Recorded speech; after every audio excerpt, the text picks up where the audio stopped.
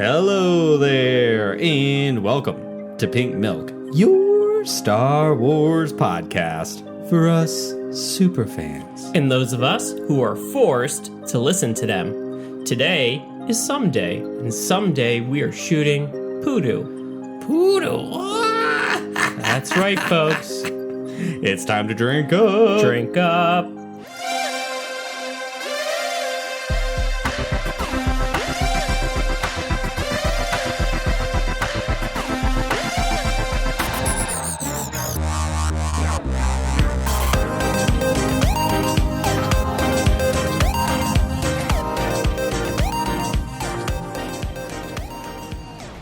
Hello there, Pop Pop. Hello there.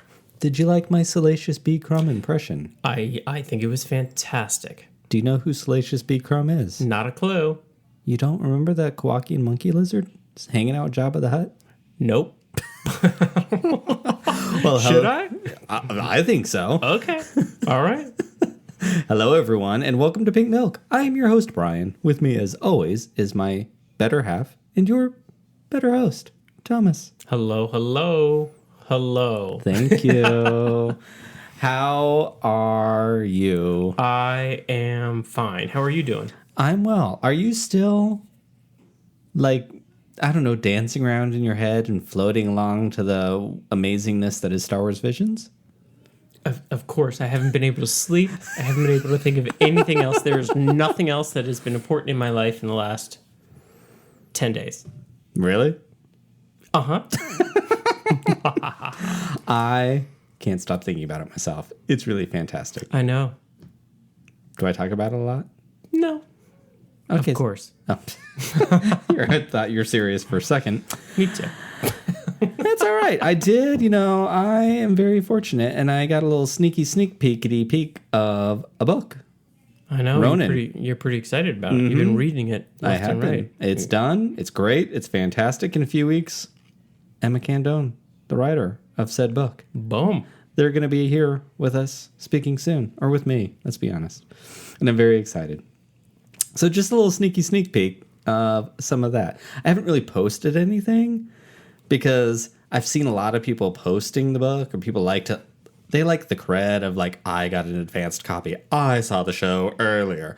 And I'm just not really, no tea, no shade to those that do, because some of you I quite adore and you do it. And that's fine. That's just not really my style. I will post my review of the book probably right before it launches in the hopes that maybe it'll help sell the book, because it's really great. I think that all sounds great. And we need more queer writers in Star Wars, and so we will do everything we can to help queer creators get a seat at the table. What's your favorite thing that happened to you this week, Pop? Whew. Well, you were on vacation all week, so that was my favorite thing. Good answer. That's what I was hoping for. Unfortunately, I didn't get a lot of work done because you were on vacation, but we had a lot of fun. We did.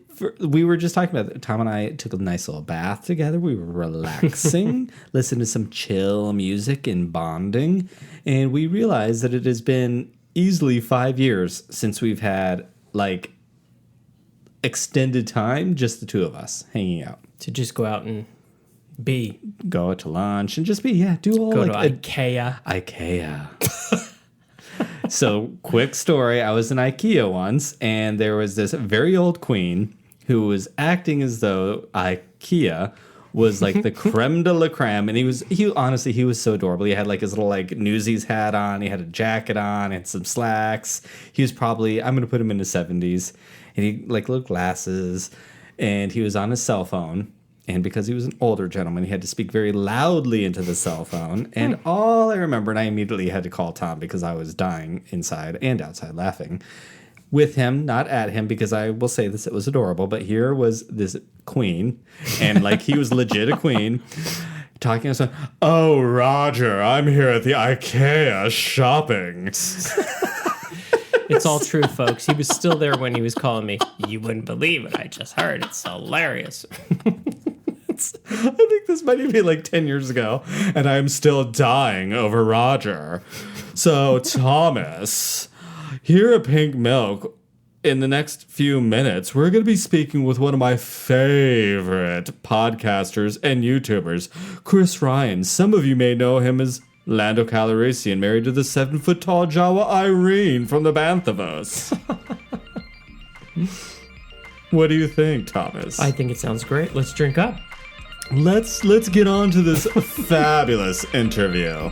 Drink up, everyone. Drink up.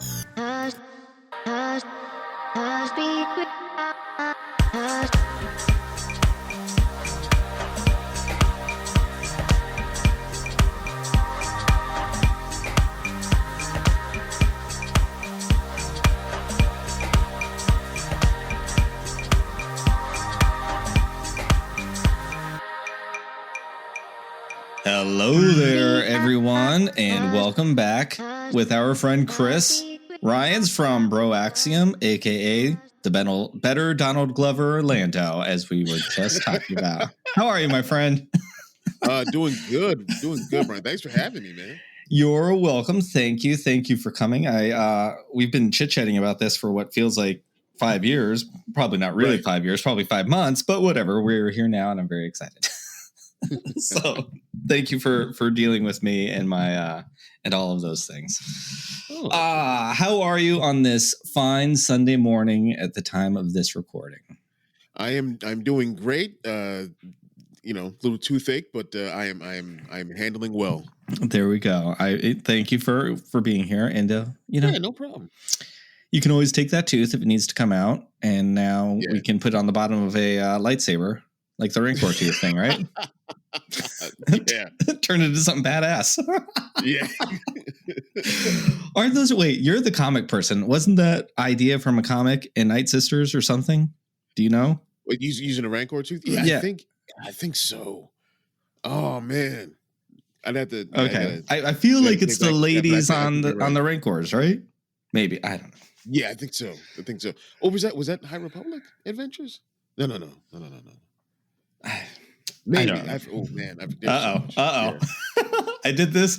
I was just on a podcast for Holocron Chronicles with Mark and Charlie, who they're fun. And Charlie, when we started it, he was sharing a story about some Prince Shizor like trophy thing. I was a little lost what they were talking about. Some trivia thing, I guess, right?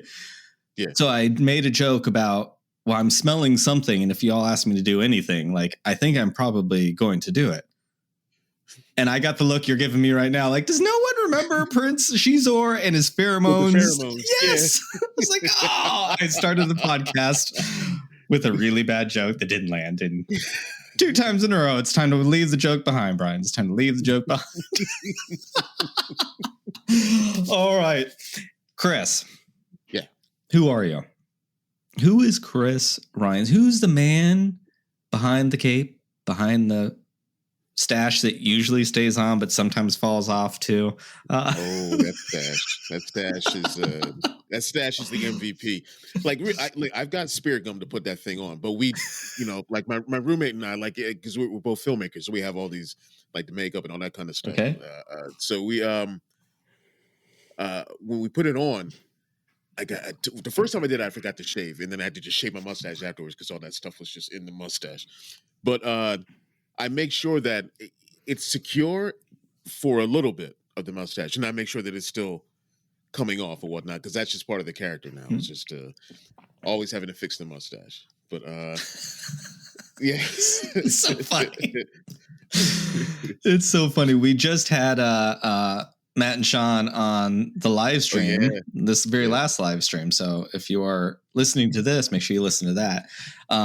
Who they just like showed nothing but pure love for you. It was such a wonderful little thing to feel, and it's true. And Donald Glover gets a lot of credit, but I don't think he does it as well as you do. I really don't. Well, I mean,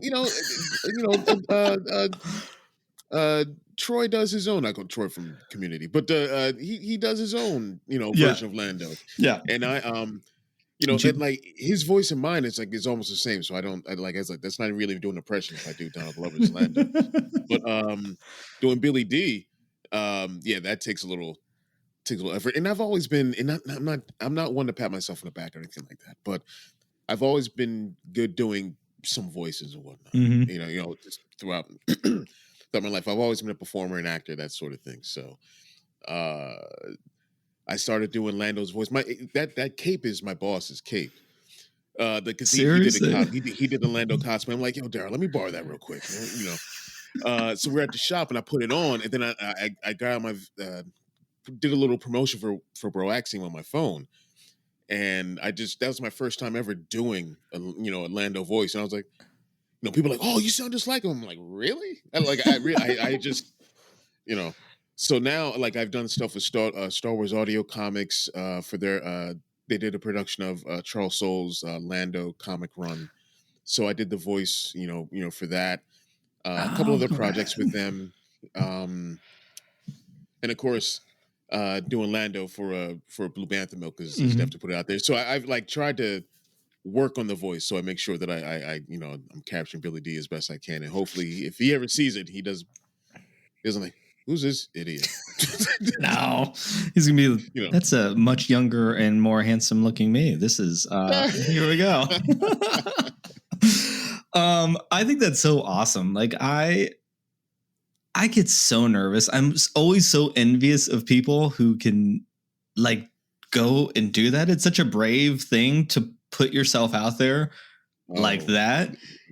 For me, and I'd always sound so hypocritical having a podcast and a live stream that I talk about how shy I am, but like to me, it's my house. So like here, I'm in my own office, so I'm like totally comfortable, right? Yeah. But the minute it's for somebody else or outside, I just like, oh God, I can't. I get so nervous and I'm in my head way too much. And I'm telling you, I'm really envious because I think it's a lot hard. Doesn't everybody know how hard it is? I hope everybody knows how hard it is, but it's really hard and you knock it out of the park every time. And I'd say I am the shyest person you'll meet. And sometimes sometimes I can just block it out and just go forward and just do the performance. Yeah. But it like afterwards I'm like, even before, even like during, like when we did the last Calrissian Chronicles, there were some things that I had to say, and like I don't read them until we're shooting. So they want to get like my initial reactions, like my raw reactions. And when I had to say some things, I was like, oh man, my mom's gonna see this. Oh boy. But I mean, it's funny. And I don't like, I'm just like, oh, I don't want to turn into a meme. Like that's like my like, oh, please don't make me turn into a meme. Oh. So you can tell you're probably of a different generation than say someone like my son, whose response would be, please make me a meme. Please make me a meme. Yeah, I'm like, oh no. Then I know Matt and Sean made T-shirts from a particular line that I said that I cracked up on, and and they made a shirt. I was like, oh no, it's that, and then Jackson, that jerk, put out this one little video thing he put out there of like another line that I said that I was like, oh, my mom's gonna see this. Oh no. You just sold me on certain reasons, especially with my mouth sometimes on After Dark in particular, that maybe having a less than supportive mother, there's a benefit here because I don't really need to worry about her ever seeing anything that I'm doing. Oh, wow. So thank you for that. That was just changed my perspective on some things. That's fantastic. So I give my mom the link and I'm like, all right, just like it's not like she's like how could you say that? Please, this woman was the first person to show me 48 hours. I was like 8. That came out. Yeah. But I was like, just know that I'm going to say a few things that are going to be a little stupid. And she's like, why? I'm like, what's she's like, there's no difference. You say stupid shit all the time. I'm like, oh, I like your mom. I need to meet this person. So, question for you. Why Star Wars? Why Star Wars? Well, this is something I say all the time. I was born in 75. So I was pretty much baked into it from the beginning. There was no choice. It was just Star Wars is part of my DNA. It's just how it is. I've been, teased in school for being a fan of Star Wars after everything's come out, that sort of thing. It's just been a part of my life. There's that's just how it is. It's just baked into my DNA. I'm with you. Like, we're similar in age, so we grew up with all of these things together, right? Mm-hmm. And they always call it the dark times when there was nothing. I'm like, I don't understand. I still had them on VHS. I watched them as though they were just out. There was never any dark times. Not for me. It was a long 16 years before we got to Phantom Menace, or like maybe 13 or so when you think of the special editions. But there wasn't much. Maybe we had the Droids cartoon, which I loved. The Droids cartoon, loved it. The Ewok cartoon, not so much. But I tried. Granted, I did eat my fair share of C-3PO cereal. We had that. Very nice. Cereal. We had the 2 cartoons. We had the Marvel comics for a bit, like some of the Marvel Star Wars run. Figures kept coming out, so that definitely helped. Star Tours we had. Yeah. I've never been to Star Tours. Oh man, it was the only reason I went to Disney World. It was the only reason. Like my family was like, "Yo, we're going to Disney World," because I was like, "I have to go. I have to see this." So luckily, my mom was able to make that happen. That's twice. Right.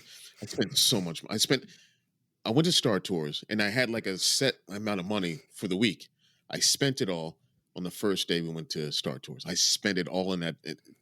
I was broke after that. I just spent it all. Right there in the gift shop for Star Tours. I didn't care about anything else in Disney World. I didn't. I just wanted to go to Star Tours. But it's the dark times compared to what we have now. And now this is like outside of everything going on in the world. This is dream world for me as far as Star Wars content goes. This is stuff I wanted as a kid. Yes, it's coming at you from every direction, every medium. Love it. 100%. And like, I agree with everything. Maybe as we're talking about dark times, there may have been one dark time, and that was the release of when the rumors of Toy Fair magazine, long before the internet, there was going to be a new Star Wars toy line. We're like, what? And I just remember losing my collective everything. I'm scouring the racks at Target every single day. Finally come upon them. The Bentams. This? Oh, that's what I was waiting for. Did I buy every single one? Did I buy 2 to keep one on the card and one out of it? Of course I did. But was I disappointed? Right. Of course I was. But it had the Star Wars logo on it. That means sure did. I have to have it. It's right there. I have to have it. It's the truth. Yeah.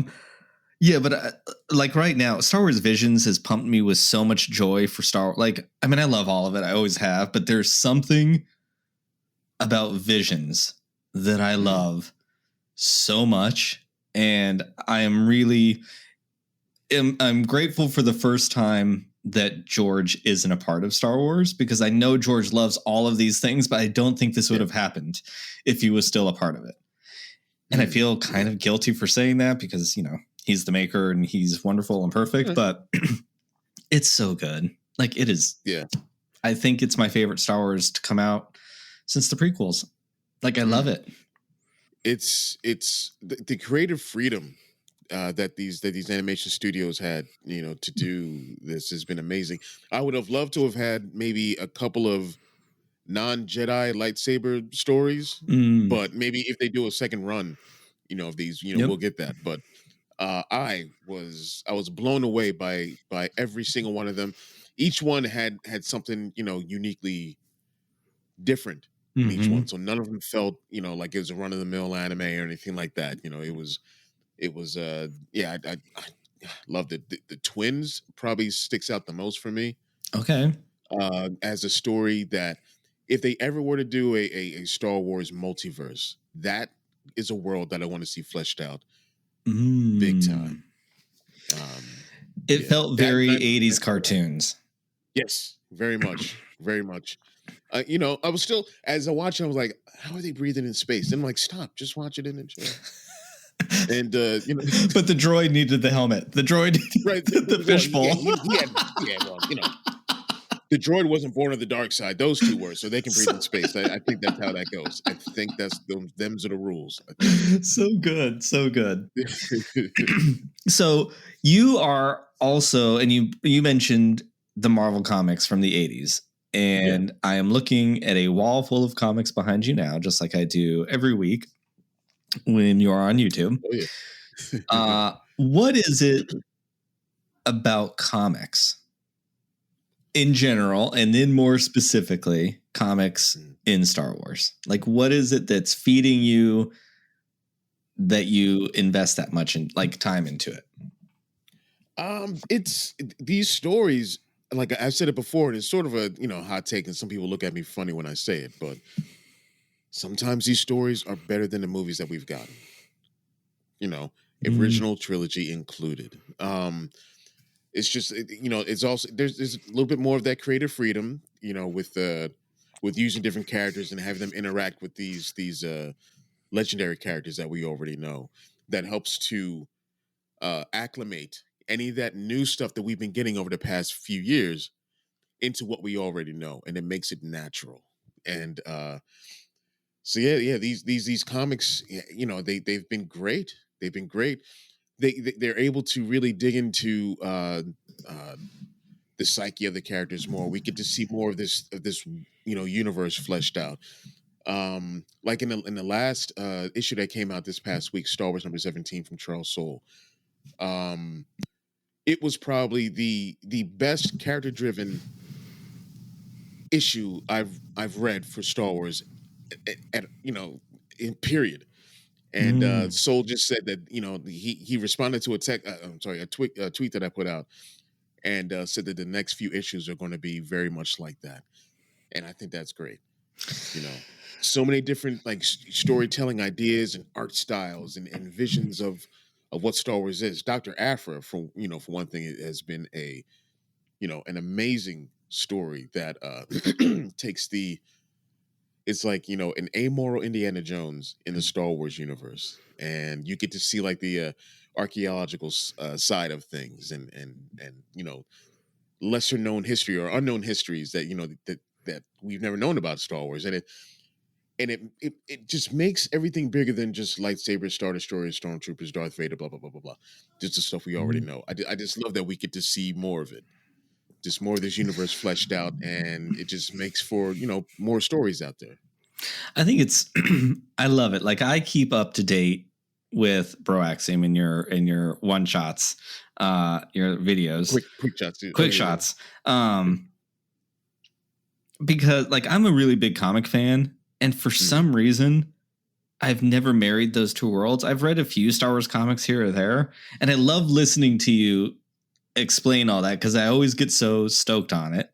And I'm looking forward to like the High Republic. The trade paperback came out not too long ago, right? For the first, 10 issues or something, probably. I think it's the first 5 issues, 5 or 6 issues. Yeah. So I'm looking forward to that because the High Republic's amazing, anyways, and give me more of that anytime. I don't like it's. I am a horrible fan like that. I am a horrible fan of like I keep everything in their boxes, and I don't like to cross pollinate. I hopefully aren't growing neck hairs right now and becoming a neckbeard with statements like that. But like G.I. Joe for me, because I know you're a pretty big G.I. Joe fan too, right? Absolutely. Is the one thing that I like the cartoons and the comics. And I was really young and I kind of loved that the comics were so radically different than the cartoons. Like, oh, you can have 2 of these things? This is amazing. And they had nothing to do with one another, like at all. Completely different characters. All of it. It was great. Like that and Transformers were so different in the comics than they were in the in the animated series. Why I didn't want to do that with Star Wars? No idea. Should have a long time ago.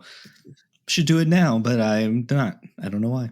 Well, it's a little bit easier now with the comics because everything is canon and flows together, and But those Star Wars comics from back in the day were so so different than what we know of the movies and everything. And Yep. they were kind of weird, but they were awesome in their own way. Yeah, they were just them. bombastic and ridiculous, and like I love my Star Wars that way. Like I get that we can't do that in every movie, but like we do in a different sort of way. Like the Rancor is bombastic and ridiculous. The arena scene Attack of the Clones is ridiculous. Borg Gullet is ridiculous, but I love all of it. Like you are in a world where you could probably just put, well, we've already seen one interrogation with like a little droid, but like, you know, I think there's got to be machines for this. But why use a machine when you can have a creepy, gross tentacle monster do it for you? Like, it's so much better. Like, that, why? So much better. I love all of that. Do you think the comics and Star Wars is like in any way influenced your outlook on life in general? Because, and I want you to talk a little bit about your mission statement with Broaxium. So we'll take this question and go into Broaxium a bit, because I love what you talk about. I love that you're humble enough to not mention your mission statement all that often, but I hear you talk about it in other podcasts, and I really want you to share it with the people that listen to us about why you started a podcast, all of it, because I think it's really amazing, and I appreciate it a lot every time I hear you talk about it. Okay. You talking about no drama, no hate, no clickbait? That and representation and all that kind of stuff. Oh, absolutely, all of it, like all of it. It's just so great. So when I guess when Star Wars YouTube really started to kick off around the time that the sequel trilogy got announced and whatnot, like, back then, and I don't want to put a bunch of people on blast, but there were some channels out there that I thought were like, y'all are sending the wrong message out here to these fans. Like I think overly hypercritical, just like it's clickbait messaging. Really, there are a few out there. Some are gone now, thankfully. But then, and that was just the thing. Like there's no need for all the drama. All that does is it just ruins the discourse as far as the fandom goes online, and and it makes it so it's just so splintered, and I just hated that. It almost made me step away from the fandom, and I was like, I think I'm done. I'm like, it's far not with Star Wars, but just with the fandom and trying to interact with the fandom. And then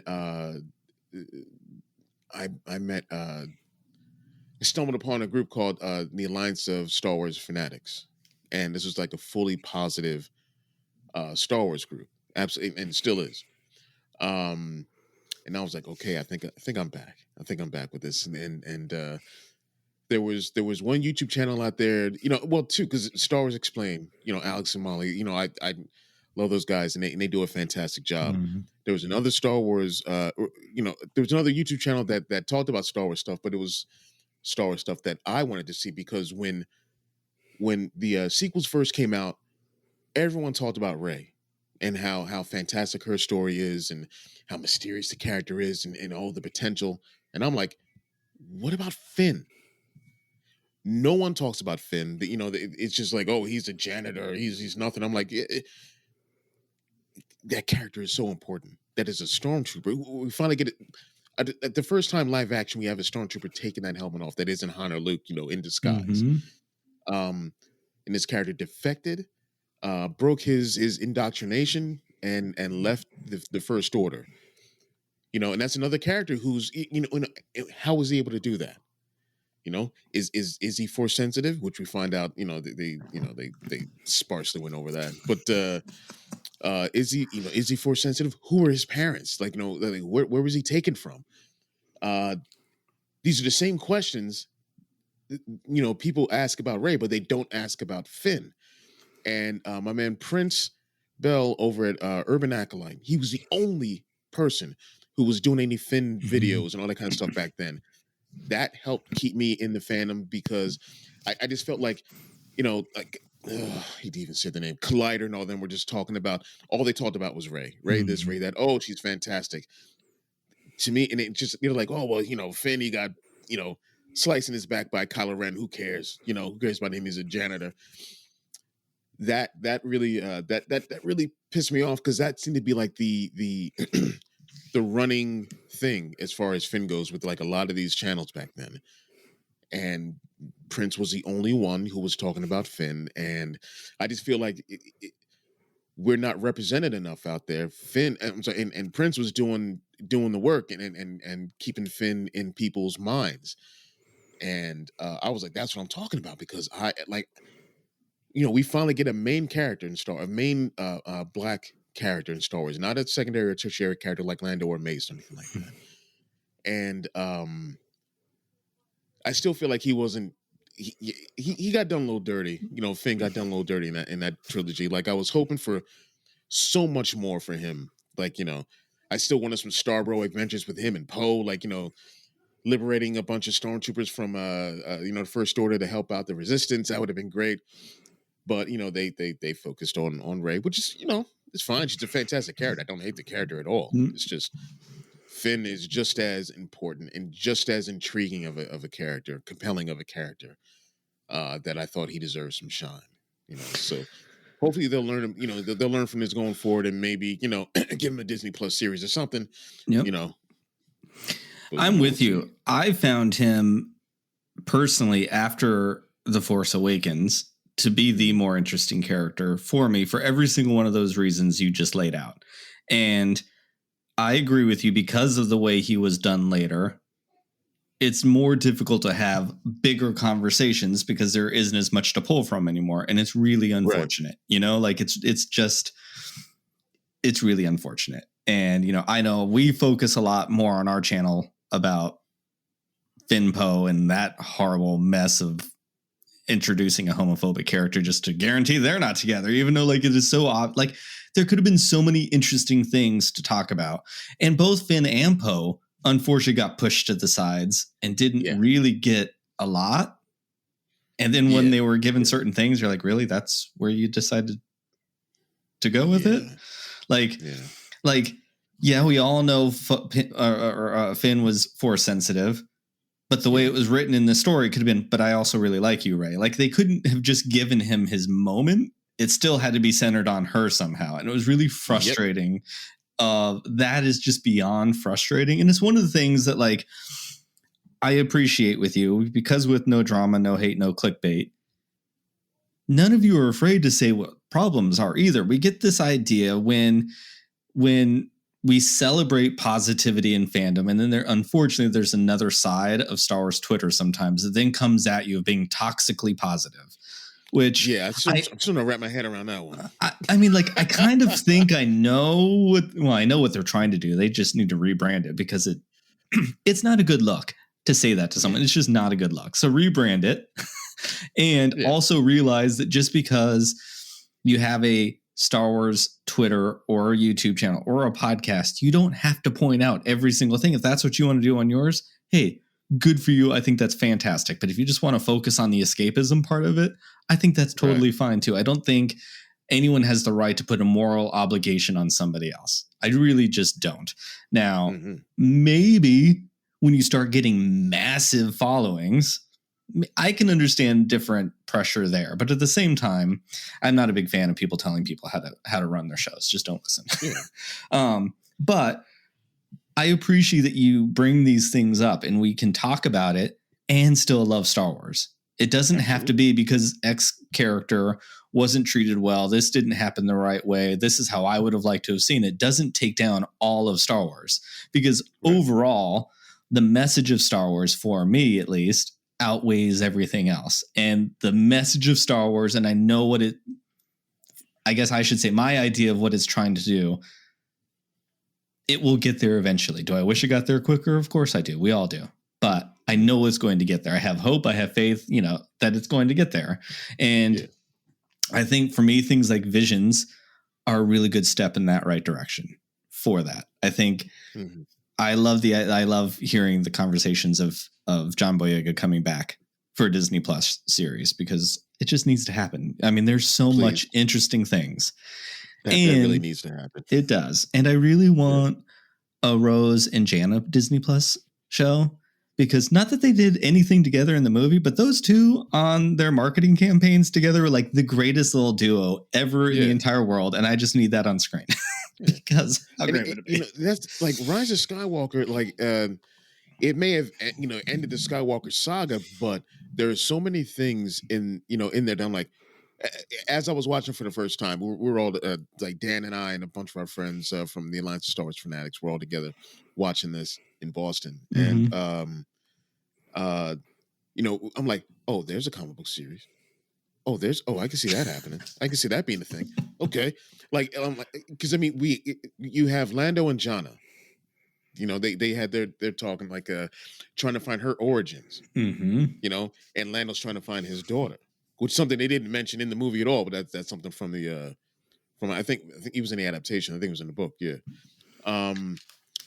That could be something that I'm like, there's a Disney Plus series. And then they announced, the Lando series. I'm like, oh, please make that a thing. Like maybe it's, him and Jannah, and they're trying to find out, his daughter and her origins. And then we hear a bunch of stories from Lando from back in the day, and then you bring in Donald Glover or something like that for that. Yep. I would hope that that's something they do. Finn finding out more about the Force. Now, for me, I don't want him to be a Jedi. He doesn't have to be a Jedi. I'm not a huge Jedi person, but it's just I don't know how to say it. I'm not a religious person. I just just that whole. I don't. If you have the Force or whatnot, I don't think being a Jedi is the end all be all for anyone to I want to see someone be open, just open with their Force abilities and not have any restrictions or anything like that, and bound to a particular belief system around that Force. I want that to be a part of the, I want to see what he can do with it, and just have him just have these abilities and use them in his own way without having to subscribe to any particular doctrine or anything like that. So, yeah, it's so interesting. Like I was not involved in the fandom really until this podcast. It was always just my thing. I've talked about that a lot. I had a buddy that we collected toys together for a while, but once that kind of stopped, like I just I didn't really have much. And I was watching all the same things you did, some of them started off great, and then they just, I guess now that I'm in the space a little more, the negative stuff gets more attention. So they just start going down there. It was just like, it pushed me out of it. I was like, I'm not interested in just bashing on it's just not interesting to me. Like, again, like we were just saying, point out the problems, but do it in a way from building the thing you love, not to take it down. And I feel like people want the hearts and the likes and the clicks from Star Wars, but they want to tear it down. And it's just it's just really frustrating. But I had never really heard anyone else having problems with the Jedi. And for me, I've always stood by, I think the reason back in the day that people didn't like the prequels were because we were presented with Jedi that were problematic. And it was so contradictory to everything that every one of us believed the Jedi were going to be. Yeah. But it's what made it really interesting. And there are these people who still sit on the idea of the Jedi are so great and they want them to be great. But as the longer I'm doing this, I feel like it is a certain person that loves the Jedi. And it's a group of people that are not typically held down by anybody else or having ideas who they should be put on them from an outside thing. And those people love the Jedi. But for some of us who have an outside world dictating who we should be and how to behave, and if you don't do this, then you are wrong. Like, oh, okay. Yeah. The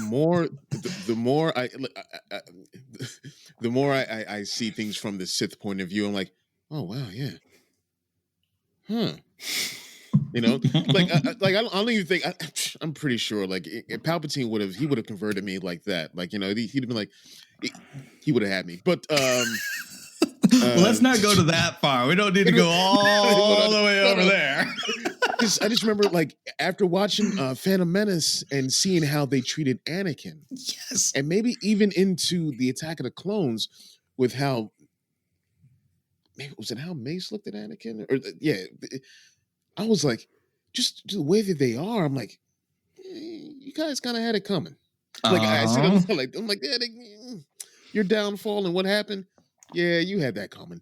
Yep. That's been my mindset for a while with them. The Phantom Menace. So I was adopted by my father. So I've always had I've related to Star Wars very much in that way. And where I came from is not a good spot. So I always related to Luke Skywalker having an evil father. Like I've related to that fear that is baked in you that you might turn into that. That scene that scene in the tree cave where you see yourself in the worst possible version, strikes very close to home, right?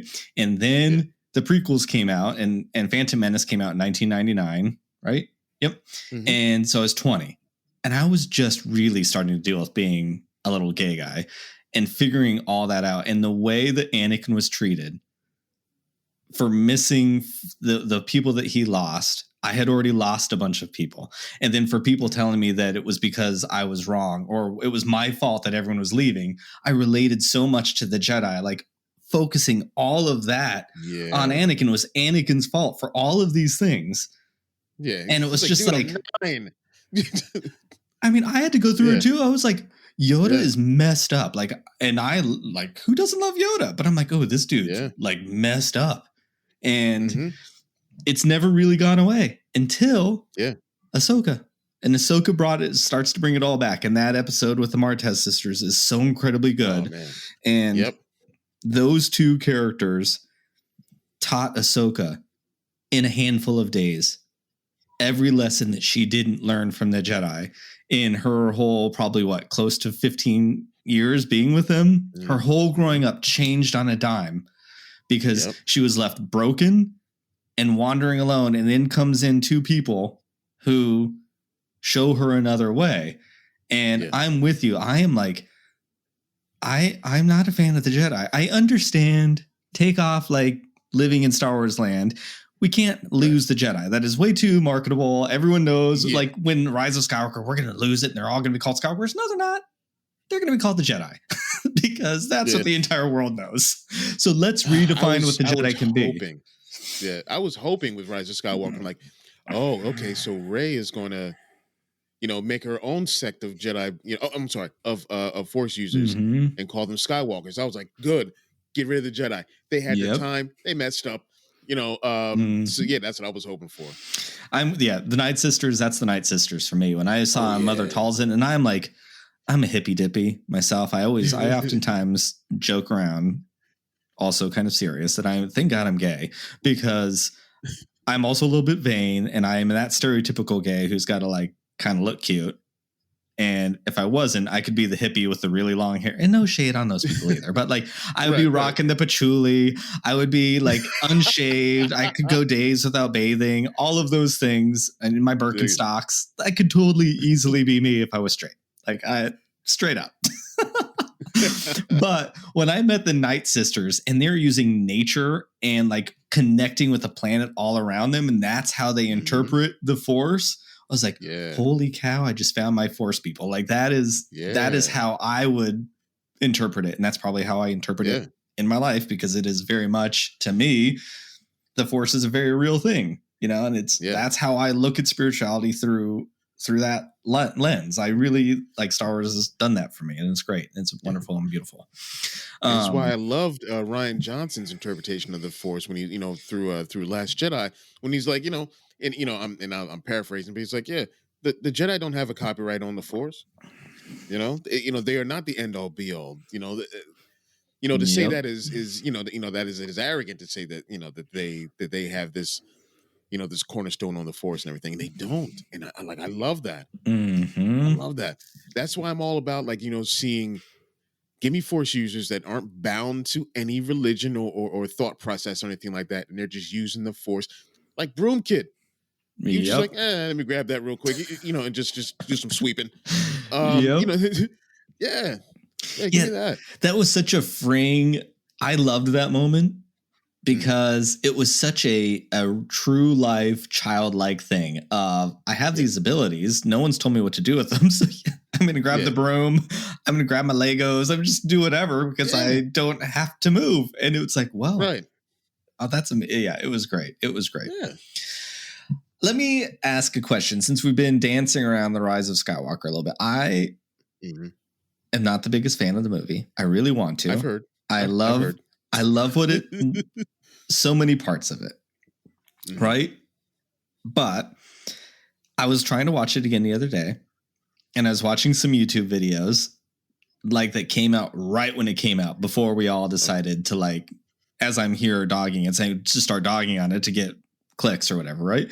But I'm like, something dawned on me when I was watching these things. I'm like, if I was not on Twitter, if I did not have a podcast, would I feel differently about The Rise of Skywalker? How much is this stuff influencing my views on it? And I want to ask this of you, like, is this age of YouTube and podcasts shaping the way we look at things, if that makes sense? Like, we are almost introduced to too many hot takes before we've had time to, like, let it sit on ourselves. If this came out in 1984, would I feel this way?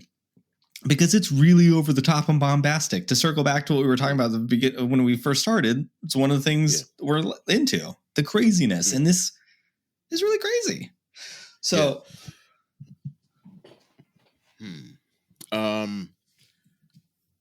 for me, it doesn't. I'm going to enjoy. I'm going to find a way. I'll enjoy it. Like, that's just me. I'll enjoy anything. But while I'm watching, I mean, when I was watching The Last Jedi, the Canto Bight stuff, I dug it. I know why it was there. It needed to be there for the story. It had to be there for Finn.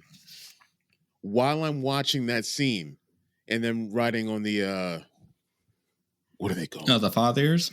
The Fathers. And I was just like, oh, I can see the YouTube channel. Like, I know so many people are going to be complaining about this. So, like, I could that, like that. I was just like, oh, I can see that's going to be a problem. Oh, that's going to be a problem. Like, it's not going to be a problem for me. Yeah. I just know that I'm going to see that online, like, immediately after this movie's out. And sure enough, boom, there it was. There it was. That scene isn't talked about enough for Rose either, because I think Rose needed that to remember why she was in the fight, and not just for her sister, not just for the selfish purpose of I'm going to have revenge for my sister. She needed to remember why she was doing it too. Yeah. And then unfortunately she had to study maps. So we didn't get to see anything. But I'm with you. Like, I might dog on The Rise of Skywalker, but it's still Star Wars, and Star Wars is the greatest thing of all time. So for me, even the bottom Star Wars is still better than every other movie out there. Like, I'm going to get there.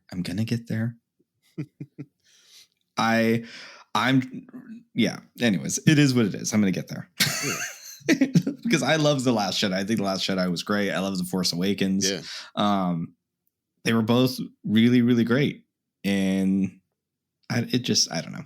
It is what it is. Maybe I think even while watching that, like, and I don't like to go into movies like some people do with and I always say there's like a mental checklist and whatnot, where they're like, they got their clipboard and they're like, did they do this?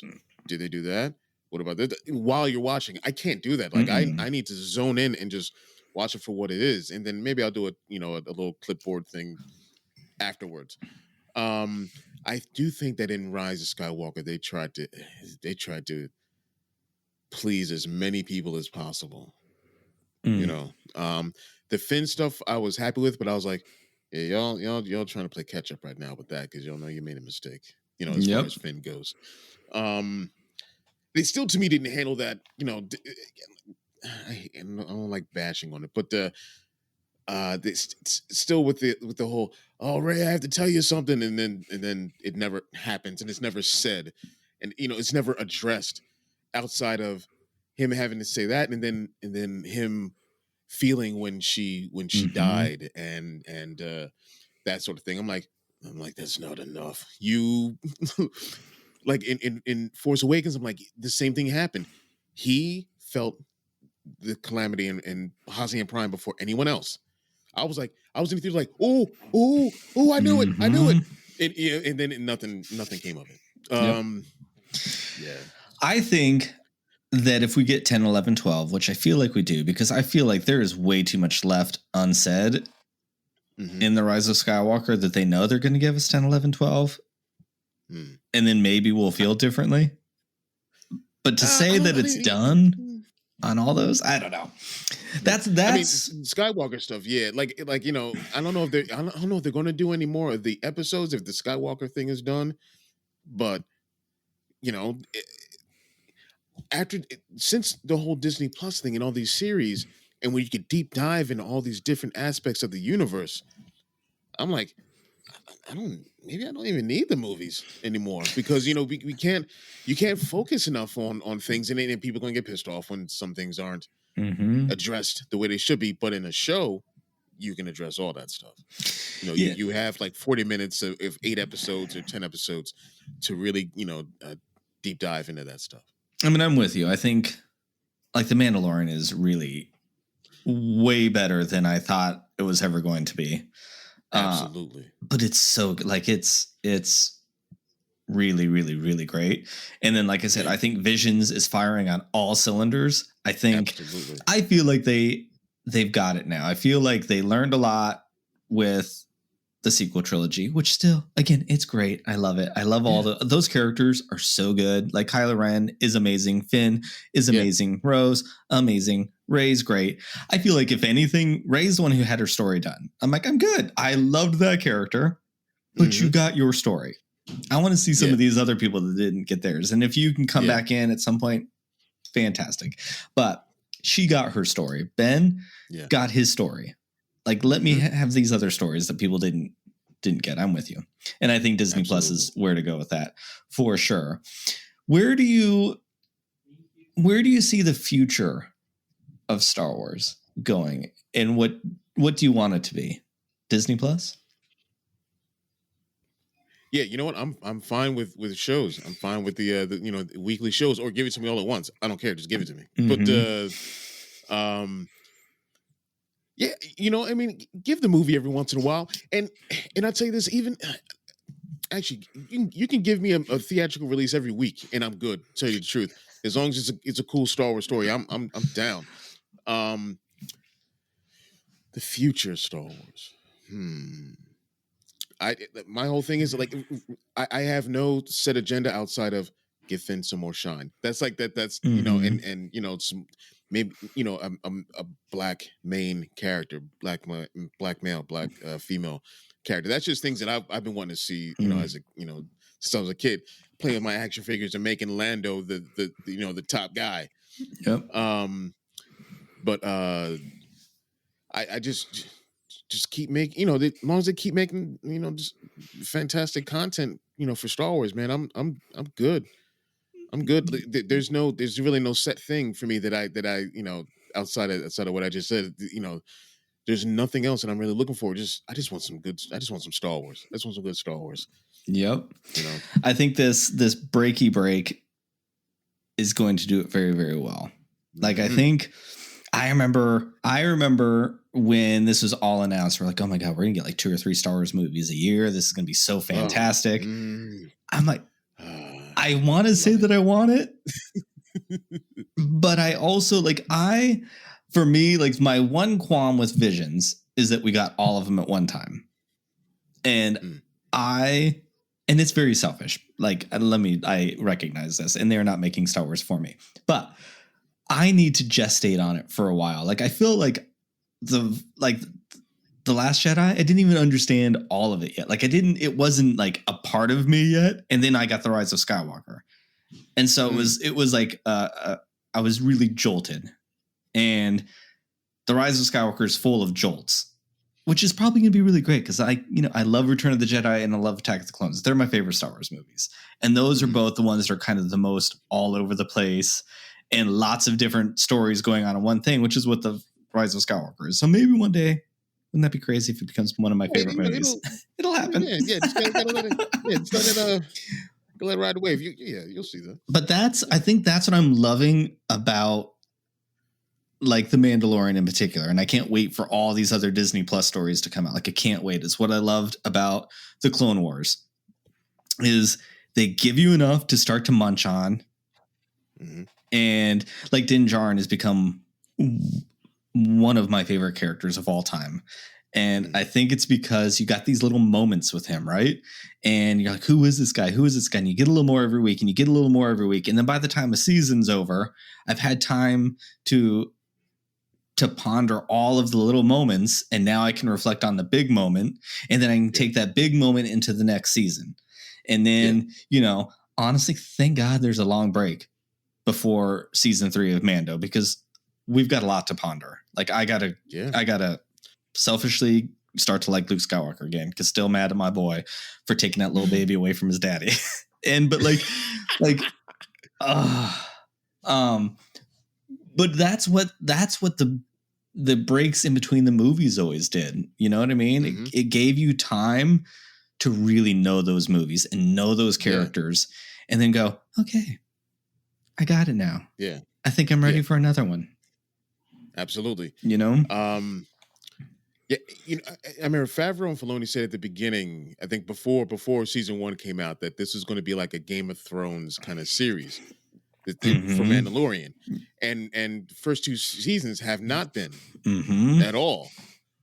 But it will be now, with the whole hierarchy of Mandalore and the Darksaber and everything. And I'm like, okay, here we go. I am so ready. I'm so ready for that. See, I love that you said that. Like, at the end of season 1, when that Darksaber came out, I was like losing my collective. I respect all the people that don't want everything intertwined. I get it.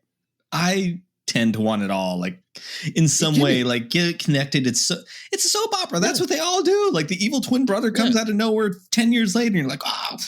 But when that Darksaber came, I'm like, oh, this business just got messy. Yeah, and it's going to be so good. And then season 2, you're like, oh, I was expecting all the stuff and I didn't get any of it. But now you gave me Bo-Katan, because that girl just made it way messier. And I like with people like Tom, who doesn't know everything. I'm like, oh, dude, you have no idea. This girl is complicated. One minute you love her, and the next minute you're like off with her head, but then you also love her again. And she's like a really complex character, and Din Djarin is about to find and he's about to find himself. And then no one knew Luke Skywalker was coming. Now we've got this going. I'm like, oh my god, like this just got Din's got a, and boy, don't know what he's doing half the time. He's just kind of stumbling his way through, and he's gonna have to like not stumble anymore, and he's gonna have to start. Oh god, and it's gonna be. I'm so excited. So good. And this series did something for me as far as Boba Fett goes. As a kid, I'm like, oh wow, he looks so cool. That's as far as my fandom for Boba Fett went. Is he looks cool, and that's as far as like a lot of people's fandom went. But they Batman, like the fandom Batman him, where it's like, oh, he can beat everyone, he can do this, he can do that, blah blah blah blah blah. But I'm like, we don't really, outside of like some of those the books from the expanded universe and stuff. Which wasn't official, whatever. But I'm like, they made him Batman Wolverine. I'm like, okay, cool. But what they've done with Fett, and like I said, I was never a Fett stan. Outside of his armor was really cool. Now I am a Fett stan because what they've done with this character, including what they did with him in the Clone Wars, and putting that with what they're doing in what they did with Mandalorian, and what they're whatever they're going to do with Book of Boba Fett. I can't wait to see more of this character, what they do, and of course in the comics what they're doing with the War of the Bounty Hunters, we see more of his character. It's so good. It's so good, and I can't wait to see what they do with him next. I agree. I mean, I love Boba Fett because but again, it went to his armor's rad. I was like, he's not the coolest character in all of Star Wars, but I buy a lot of Boba Fett stuff because it's cool looking. But I'm with you. Yeah, but I think I see your right there. Yeah. And that's why when Mandalorian came out, like, and I was never even like huge on the Mandalore stuff in Clone Wars. Like Bo-Katan was great. Satine I've learned to appreciate later, but Bo-Katan is where it was at. And the Darksaber's rad. But then I was like, oh God, we're getting a Mandalorian. Like that's going to be my first live action thing. I was like, oh, okay. I'm going to love it. But I was not what I would have asked for when I got it. And then what happened? one of my favorite things in all of Star Wars. And that's what I'm looking forward to, the Book of Boba Fett, because I think they're going to give interest to Batman and Wolverine that we haven't had yet, because they're going to give them what they want. I mean, we got it when he's like bashing all those people, and we got this ruthlessness, but we're going to get why.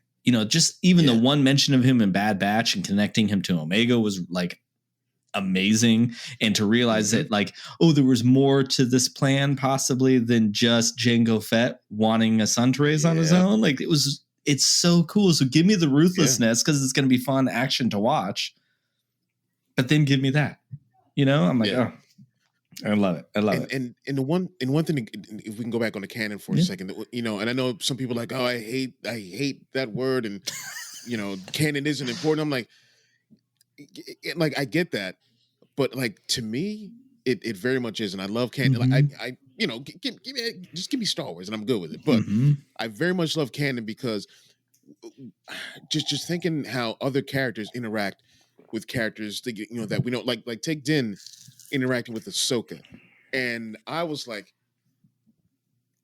Din has no idea who he's talking to.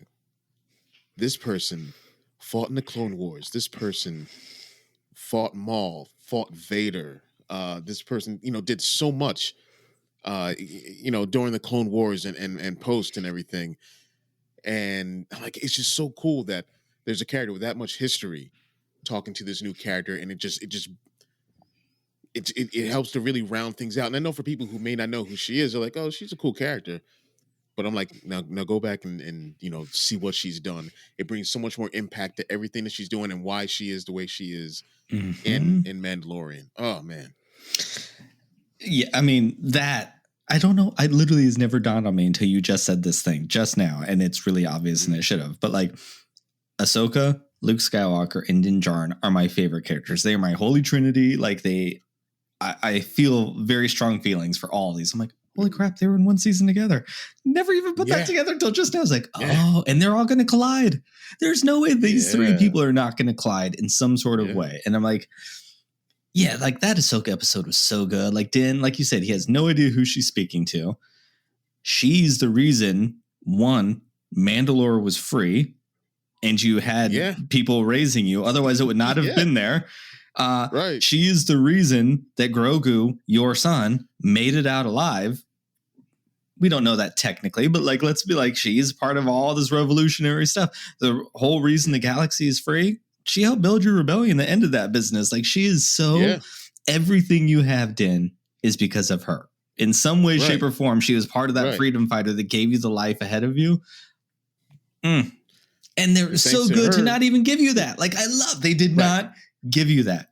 You got to go find it out, or there's going to be more to tell. Like, Star Wars is so good at giving you just sprinkles. That's been some of the stuff like online that's hard for me, like the Snoke stuff. Snoke is rad. I think Snoke is awesome to this day. Stand by every single thing that happened.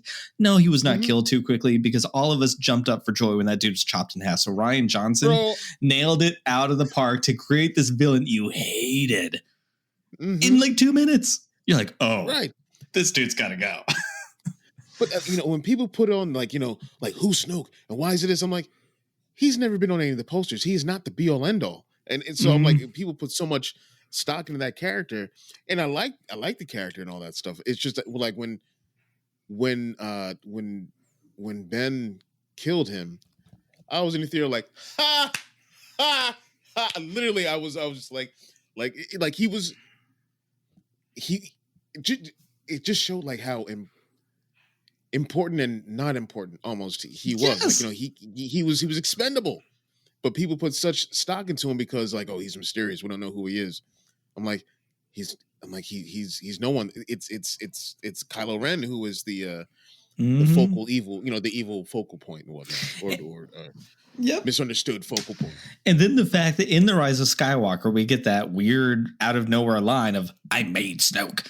Also made him so great because like the poor dude was just, all of you gave this character way too much stock for so long, and he was just a pawn for Palpatine. So he also made the entire galaxy fear this thing that was nothing. Like, how does that not, one, make him like, oh, you feel kind of bad for him? And it also made Palpatine, rad all over again. You're like, Jesus Christ, this dude's got it all. Like it's so good. Like, Palps, you know, like I said, all the time, like Palps, he played the galaxy like a Sega Genesis. Like he and he's like, I call him Johnny Long Game as well, because he just, you know, he had a plan. He had contingencies for contingencies, and then he ran the galaxy. He ran the galaxy and pulled the wool over everyone's eyes. You know, bring him back again. I don't care, because he's that good. Like, bring him back again, and I'll be here for it every single time. I don't know. Doesn't need to be dead. Nope. Bring him back. Figure it out. He sent his thing off to Century Droids once before. There's got to be other Century Droids out there somewhere. Yeah, there's another planet called Nexagol. And that's where, like, you know, the other ones at. That's where the more copy clones are at. And the ships are there for the ultimate final order. Yep, and more ships under the ice. The final order is that one. Yeah. See, here we are. This is the really final order. That's the name of the next 100%.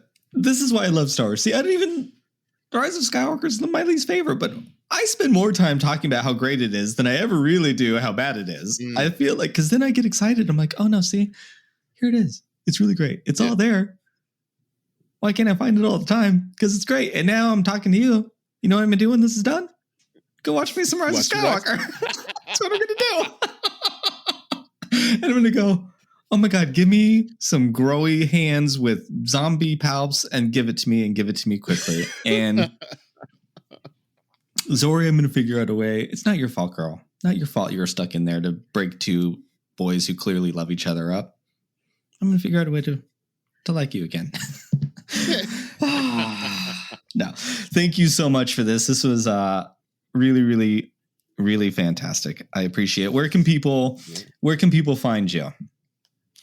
They can find me on Twitter and Instagram and Facebook under the super cool catchy name Chris Ryons. That's where it's at.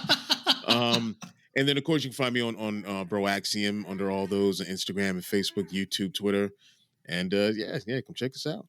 Love it. And everyone listening, if you do not follow any of these things yet, please do, because as Chris tried to say at the beginning of this, and he's a very humble dude, he's like amazing and one of my favorite voices in all of this space. I think you do some really honestly, like, great things, and you're just a whole lot of fun, and you're a reminder. You're like a super hardcore Star Wars fan that knows your stuff as much as anybody else does, but you still have a lot of fun with it and realize that it's just an escape and it's the greatest thing. And that is so important. And it's lost with sometimes serious conversations, sometimes too much negativity, sometimes too much putting on a show, which we all have to do, but you always bring it back to the fun and joy of Star Wars. And for me, like, you are one of those people that are like the antithesis of what Star Wars is. And it's just, I think you're a really, really special person. So keep doing what you're doing. And if you're not following him, do it, because he will put a smile on your face. So until next time, my friend, thank you very, very, very much. And we will talk to you soon. And we're back. We're back. We're back, everybody. Welcome back. That's pretty stupid. No, I think it's great. Okay, welcome back, everyone. Not usually you. It's late. I don't know what else to say. Well, everyone, thank you for listening to my wonderful conversation with Chris from Broaxium. I had a really great time. Thomas, you were not there. Are you going to listen to it later, though? You know, I will. I definitely will. Fantastic. Real quick heads up. Tom is a very, very busy boy. He's making my money. He's...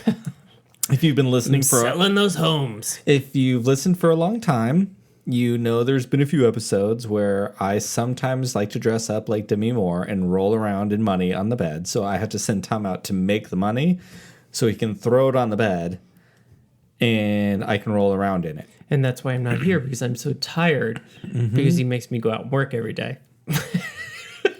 Yeah.